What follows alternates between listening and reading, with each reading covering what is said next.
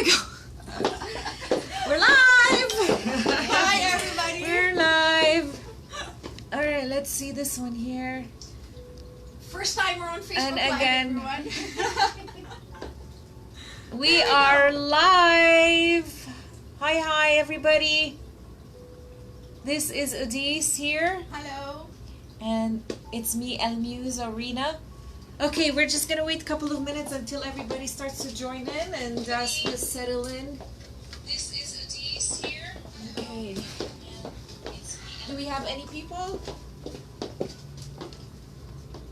I have 2 people on Facebook Live, so you can start. It's okay.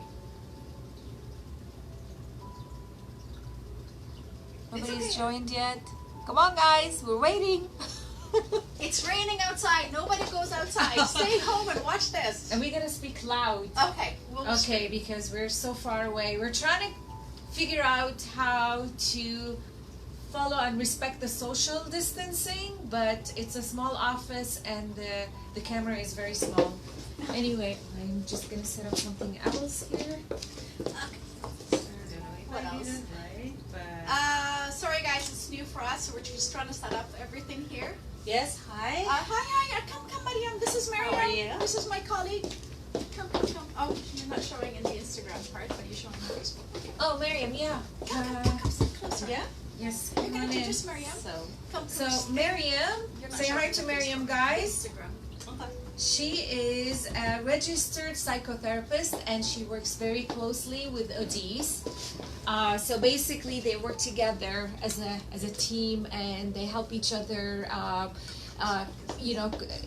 cross-reference their clients depending on the client's needs and the issues. So they analyze the concerns and they identify how they can leverage hypnosis and psychotherapy to basically help you with some of your emotional concerns or any of the trauma or things such as like relationships, addiction, bad habits, and so forth. So we're gonna start the sessions now. Thank you. Welcome to those who have joined us. All right, so let's start. Odise, tell us, explain to us, what's the history of hypnosis? Like, I think you told me some interesting information about it, and I thought, why don't we just introduce the history of it? Okay. So hypnosis. Hypnosis is actually very ancient, which a lot of people are not aware of. There is a debate right now who started hypnosis. We don't know yet if it's from the Indian culture or from the Egyptian culture. So I'm not going to debate on that because we don't know. But here's what we know for sure. In the ancient Egyptians, the pharaoh's time, there was a priest called Hypnotep, and he believed that he can treat people by explaining their dreams. So what happens is the people would come in to the dream temple, and they would go in and they will explain their dreams to this Hypnotep, and then he will do an offering, and they pay money to their gods, and then he will explain the meaning of their dreams, and they're boom, healed. So they believed that that was medicine, and they didn't know much about it. So it was called the dream temple. It's still there. If you ever want to go to Egypt, you can see the temple. Then when you go forward a little bit, the Greeks came in. The Greeks were a little bit more advanced on their science, and they followed the same idea from the pharaohs, and they called it a sleep temple. So actually it was called a hospital. So if you have a problem, any kind of problem, you would come into the sleep temple, and they will put you in incubation for 3 days. Exactly like the COVID-19. So they lock you into a room, they put some candles, and they start chanting. They put you on the table and they walk around and chant and chant and chant. And then you sleep, and then you tell them about your dreams, and they help you, and you're healed. So they called it sleep temple. Hypno. The word hypno comes from the Greeks. It's called sleeping. So that's why a lot of people think hypnosis is sleeping, which is not right. Then fast forward the time to the 1700s, late 1700s, there was a doctor who we probably heard of the word Mesmer. Antoine Mesmer was a French doctor. He was working in Vienna, I believe. and the word mesmerize came from him. So Antoine Mesmer thought that he can treat people by using a stick, which everybody kind of associates this with hypnosis. So he used a stick, and when you're sick, he will come to you, and he was like, okay, I'm going to use a stick, and this stick is going to use magnetism. And he believed in animal magnetism, that they have energy, that he can use it to heal you and draw the disease from you, and he puts it on him, and he puts it back in the universe. It worked on a lot of clients. Actually, he did heal a blind lady. She was healed. And he called it animal magnetism. But it was discredited, and nobody believed in it, and it was like, no more, nobody want to use it. Then fast forward a little bit, Sigmund Freud. Sigmund Freud is the person who coined the word hypnotherapy. Sigmund Freud used it because he was a medical person, he was a scientist, he believed in using the power of science. So when he had clients come into his room, he would use hypnosis again to help them, open up and unlock their problems. And it worked with him. So he really started to see it. We started to realize that, oh, you know what, it's working. It's actually really good. So the word hypnosis is nothing to do with sleeping. People come in and they, am I sleeping? No, you're not sleeping. You're just deeply focused. That's it. It's just Hollywood making it all wrong. Hollywood doing all the stuff. If anybody in the audience is aware of Reiki, Reiki is what magnetism is, or what they use. That's all to do with Reiki. If anybody here is a Reiki practitioner, they probably know about Antoine Mesmer. If you're a hypnotist, or if you are in hypnosis, or if you've done psychotherapy, if you've done any kind of treatment, you know you're not sleeping. You're in complete control. Okay, awesome. So tell us, how does it work, and how does it help me, for example, deal with anxiety, or possibly addiction, smoking or drinking, or even overeating? Well, hypnosis is really giving you the tools to tap into your subconscious. So keep in mind, folks, we all have a brain, and the brain is two parts, just to simplify it. We have the conscious mind and we have the subconscious mind. The conscious mind, we only use 5%. That's it. Some people say maybe 10%, let's say. But 5% of what you do every day is coming from your conscious mind. Your subconscious mind is really what's driving you. It's 95%. Well, how are you sitting right now? You may have chose this morning what to put on. That's your conscious mind. Your subconscious is what's really beating your heartbeat right now. What is monitoring your breath? What is monitoring your body temperature? It's all done by the subconscious. What you did today is exactly what you did yesterday, and it's exactly what you're going to do tomorrow. How you get up in the morning, which foot do you put first, is done by the subconscious. So we are running out of our subconscious. It's our driving mechanism. So when you come into my office, I allow you, not me, I just give you the tools. I am only doing 20%. You're doing all the work. You go into your subconscious. It kind of opens up. Your subconscious just becomes like a flower. And you go in to find out what is the issue that's causing you to smoke. What is the issue of your anxiety? You know the answer. I don't know the answer. That's one thing. I will never give the client the answer, even if I knew what I thought I knew. It's you. I just give you the tools. Once you find out your issue, you're like, aha, that's my issue. This is my problem. And here's what I can do. I believe I can do. And my part is to help you find the issue, and then we work on it. Then that's what I do, the hypnosis part. Okay. But it all comes down to you. Okay.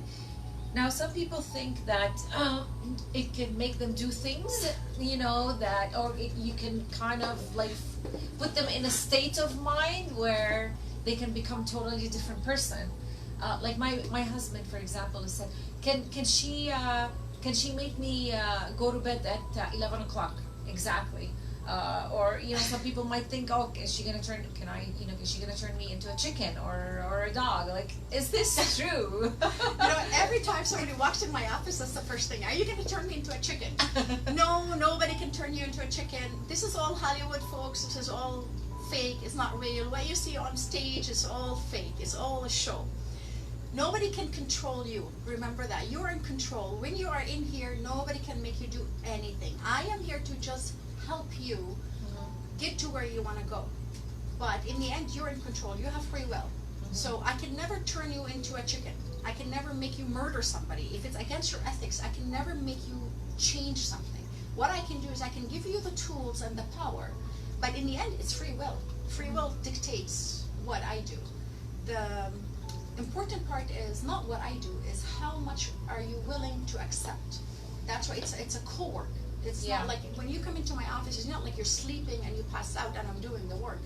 We're doing it together. I'm guiding you and you're accepting it, and you're accepting all the words that you believe will help you. But part of my skill is to know what kind of words I use. Yeah. This is where the skill comes in. When you walk into my office, the moment you walk into the door, I'm watching where your eyes are going, how you're sitting, how you're talking, where everything is giving me clues on how you see your world. From there, I will know what to say to embed in your subconscious, because otherwise it will not accept my words if I don't know how to treat you properly. That's where the skill comes in between a good hypnotist and someone who's immature. Okay. And is it considered a type of science? Yes, it is science. It is science. Actually, recently they did it. It's being used right now in the Children's Hospital in Montreal for cancer treatments. Oh, wow. So what I do, I'm a clinical hypnotist. So what happens is, after Sigmund Freud, they have machines that you can go to the hospital, you can put someone into an MRI or fMRI, and you can see the brain scan. And when somebody's in hypnosis, you see the brain waves actually go from gamma to delta. Like, you see it. You see how the brain goes down, and your activity in your brain is going down. And obviously they've tested it. We use it for pain management. So if somebody comes in and they have pain and they want to use hypnosis, because it's very good for managing pain, I will not do it without a doctor's prescription. I'm just going to say this right live to everybody. I refuse to work with anybody who is being treated by a doctor without a referral. We're not allowed to treat them. Pain management, addictions. If you have a doctor's referral, I will work with you. So it is science, because we worked with psychiatrists who are treating people for addiction and they want to lower the dosage. So you cannot take somebody out of drugs if they're coming out of like addictions. Yeah. You can't completely stop the drugs that the doctor is giving you, so they would have to lower the dosage. Yeah. My part is the natural science, the natural medicine. So your doctor will send you with a referral. I will work on the referral, and then I will work with you on the behavioral change. So hopefully within 1 or 2 or 3 treatments maybe, you will no longer need the medication that your psychiatrist is giving you, and the hypnosis helps you overcome that issue. Okay. Another thing we use right now is very popular is hypnobirthing. So if you want to do hypnosis for giving birth, Oh, wow. you feel nothing, ladies. Nothing. So no need for epidural. Nope, not at all. And we can work in hospitals where clients want to do surgery, so they have allergies to anesthetics, so we can do hypnosis on them, that they have open heart to manage surgery. their pain? We can have an open heart surgery with hypnosis. Oh, that's No pain. amazing. I didn't know that. Yeah. That's cool. That's why Wow. it's a medical hypnotist, right? Yeah, it's amazing how science can take us this far. Yeah. So when somebody is actually in that state, like when they're going through the therapy, do they truthfully answer questions, or are they still in control of what they say, and like So that's a good question. What happens is, when you are in hypnosis, think of your brain as an iceberg. So when you are in everyday life, you're using, like I said, 5% of your conscious mind, and the subconscious is there. You're not tapping into it. It's coming and it's doing stuff for you naturally without you knowing. When I do hypnosis, think of an iceberg. So your conscious mind slowly starts to slow down, and your subconscious is coming out. Your subconscious has all the true answers. It has all your memories, every single memory you've had. That's where we do past life regression. Yeah, deep things that happened to you when you're a child. But it takes time, obviously, because I don't jump in. I have to go slowly, but it's called regression. So I go slowly by slowly. Lying will be very hard, because while you are, your conscious mind, lying comes from the conscious mind. Yeah. When you're lying, you're really not that much in there. Why would you want to lie? I'm here to help you. Yeah. You would be lying to myself. So if you don't know why you have fear of spiders, for instance, you may not know, but your subconscious knows, because all the memories are there. Yeah. So in hypnosis, I let you open up your subconscious, and you will go in, and you're going to remember maybe something happened to you when you were 4 months old. You saw your mother afraid of spiders, and you just copied that fear from your mom. And so far you became a spider afraid of it. Mm-hmm. But once you know, you put like the memory comes up. The memory will come up and will tell you. Then we treat it. So It's Do interesting. we like? I thought kids, like babies, don't have memory. We have memories from the moment we are 3 months old in the mother's womb. The moment you have a brain. Yeah. The moment you have a brain, the first And part. it's just basically it's all embedded into our mind. Yes. So So we live through it. Like so, if a child or a baby goes through any abuse or neglect, Oh, yeah. or any small traumas that we don't see, you know, like such as yelling at the baby or smacking the baby and not changing it, not feeding it on time, all of that is embedded into our, it becomes a type of insecurities, right, Maria? Yeah. yeah. So I'm gonna give a free advice to any parents. This is a free one. We are in hypnosis the first 7 years of our lives. What happens is when we're born, the first part of the brain that's developed is the subconscious. Subconscious is just a little baby that does. Okay, just gotta- Sorry about that. Okay. Hang on a second. Why is he calling? Okay, so we go back. Sorry, she had a call. Yeah. Sorry, we're still live. So the first part when we're born, the first part that develops is the subconscious. The subconscious is literally a child. It's like a brain of a 3-year-old. At age 5 or 6, that's when the child's brain, the conscious mind starts to develop. We have something called critical faculty. That's the medical part of it. I call it like a wall. So when you're 6 or 7, that's when you start questioning things. You start Yeah. to analyze stuff. But the first 7 years, you're not aware of what's happening. It's coming in your subconscious. So Amazing. imagine Yeah. you are a 3-year-old and Yeah. I'm your mom, and just a simple thing. And I'm doing an interview right now. And you come in with a doll and you say, "Mommy, you know, look at my doll." I say, "Okay, Rena, just wait. Wait, Mommy will be with you in a moment." I didn't yell, didn't scream. I just said, "Just wait." But you're still a 3-year-old kid. You don't have any analytical thinking. So you right away will say, "Oh, if I am happy, Mommy hates me." You don't know, right? Wow. Yeah. So you will say, "Mommy hates me." So imagine your mind is got your thoughts or emotions are like a river of thoughts in your mind. So let's say this is the first stick that you get in your river. Okay, that hey, if I'm happy, Mommy hates me. A few days later, maybe you're playing. Yeah. Something happens where you were happy, then Daddy said something to you. You're like, "Oh, now if I'm happy, Daddy hates me." So imagine this stick in the river and your first leaf. Oh wow. So you grow up, more and more leaves are coming in. More stuff where you're happy, something bad happens. So you're gonna grow up thinking, why do you come in, you come to me or you come to Mariam and you say, "I don't know why I have love issues. I don't know why I'm not happy with my marriage. I'm not sure why I have a problem with my husband, with my wife, with my whatever it is." In hypnosis, we go in, you go in, not me, it's your life, right? So you go in and we go back and you're gonna find the stick. It'll come up, believe me, it will come up. But once you find the stick, Yeah. you remove it and then that's it. But you need to find your stick. Yeah. This stick comes up the first 7 years. So please, parents, be careful how you talk to your kids. You're deeply hypnotizing them the first 7 years. Be very Amazing. careful. If they spill the milk, don't yell at them. Just say it's okay because the child's brain doesn't know. So please be very, very careful. Please. I yelled at my son so many times. It's just, you know, it's just talking, it's just exactly like talking to a 3-year-old. Even when I have clients who are like 50, 60, 70 years old, I have retired, I have people who are there. Your childhood dictates your future. I always say, "Tell me about your childhood." "Why do I need to tell you?" I'm like, "Tell me about your childhood." And that's when they find it and they crack. And they cry because they didn't know about this. Yeah. They don't know where it came from. That's amazing. So, that's cool.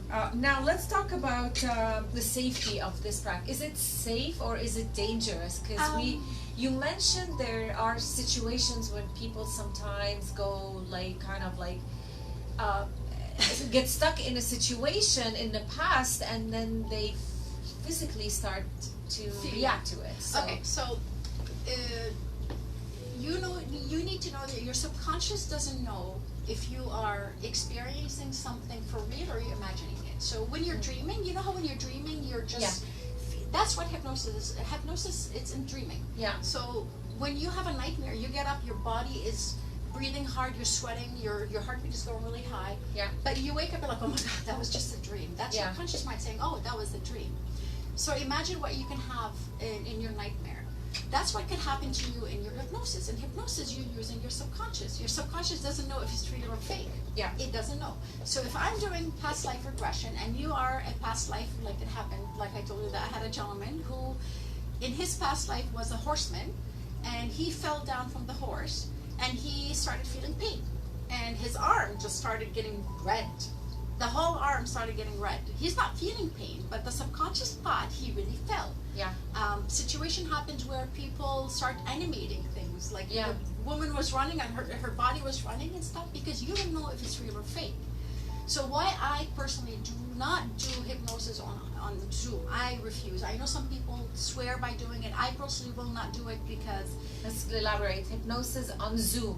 So you have to be in person for a session because... Yeah, because I need to control the situation because you don't know if you have psychosis. You don't know if you have split personality. You don't know if you have any trauma that may come up in hypnosis. At least I'm there to guide you and help you. Maybe you are in a self situation where you are in a past life where you drowned. That's Yeah. how you died. What if you don't know how to wake up from it? You can actually drown if I'm not there to wake you up and snap Yeah. you in the right place. Yeah. So I personally will not preach about it. I will not refuse if somebody says do it on Zoom because I don't know if you have split personality. Yeah. So let's talk about past life regression. Ah. Okay, that's exciting. Okay. Okay, so tell us, what is it? So, past life, I can talk to you from two different points, from a science perspective and also from a spiritual perspective. When you come in, I mean, maybe 50% of the people believe in past life, and I don't judge if you come in. We have people who believe it and some people don't believe it. For us, it's therapy. It doesn't matter what you believe is. What I believe, it doesn't matter. Sigmund Freud is the one who introduced past life. And Sigmund Freud believed that if you can't find a name for your issue, if you have an issue, you don't know what it is, if you experience it in a past life, if you identify it, then you can solve it. So what happens in past life? You may come in and you say, I know it's a past life. I know this is my problem is past life. I say, wait, hold on. Don't jump into past life first because it may not be past life. It could Yeah. be something that you're denying in this life. I will not take you to past life until we find out what the problem is in this life. So it's not an easy way out, honestly. I will say that. Yeah. Then if we find out you have pain, you don't know what it is from. I had a woman who had a problem with shackles. She couldn't wear anything, watches. She was just in severe pain. Of course, I told her, go get a doctor's note. Make sure there's no pain. There's nothing. Nothing. Doctor said she's completely fine. There's nothing. So I said, okay, it could be psychological, it could be behavior, it could be something. So I said, let's try hypnosis. I put her in hypnosis, and she went by herself. I don't tell her what to do. She says, oh, I see myself as being, long time ago where she was being punished, and I guess, I don't know where she was, like in the desert, and she was enslaved, and they punished her by putting her in a box in a desert where they put shackles on her, and she had to try to uncuff herself to get out of the misery. And while she was uncuffing herself, she ended up cutting herself. She saw the bone, she saw everything come up. It was it's a traumatic death experience. Obviously, you're not going to feel this pain. You're not feeling, when you're in hypnosis, you're not feeling this, but you do remember what happened to you. So what happens in past life, we do not bring the memory. We bring the emotion if it was very traumatic. So if you died in a fire, if you died in a drowning, if you died from something that's very traumatic, you're not going to remember this, but you can actually bring the emotion to your life, into this life, and you will say, I don't know why I'm afraid of fire. I don't understand where this came from. So I try to first find out whether you had a bad experience as a child. If not, then you may go in a past life, and your subconscious will talk to you the way you understand. Your subconscious will show you a metaphor, a story, and you get to experience it. But it works. It doesn't matter if it's real or fake. You put a name to this issue. You identified with it. Your subconscious helped you. That said, exactly. it's you do it. And And this lady walked out. She's wearing jewelry and everything. that's amazing. It's all behavior. I mean, again, like, we can't force people into believing into anything spiritual, obviously. I believe that we are sources of energy. I do believe that we are energy, and our energy travels in different dimensions and universes and whatever. So, but it's not scientifically proven. But this is something I choose to believe in. But anyway. Just to point go out, ahead. I'm a 100% free thinker. believer, so I was challenging my professor. I'm like, okay, give me proof that there is a past life. He's like, real proof there is none. However, they did find in one of the glands that we have, you know how the DNA travels and goes from one generation to another? Yeah. They did find that memories do travel through DNA. That was been found. And what they did find is that you will not remember, the memory itself will not come down.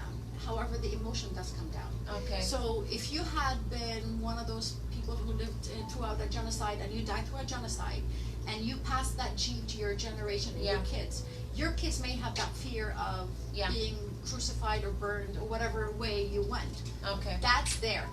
Wow. That's there. That's interesting. So we remember hypnotherapy is a new science. It's only 50 years old. We're just tapping into it, and it has a lot of wonderful things you can do. It's a natural science. Yeah.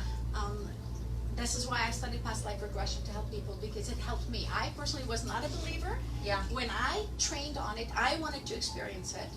I went to like many past lives, but you know what? It helped me. Yeah. It really, really helped me because I saw a pattern. That's what happened. I was going through.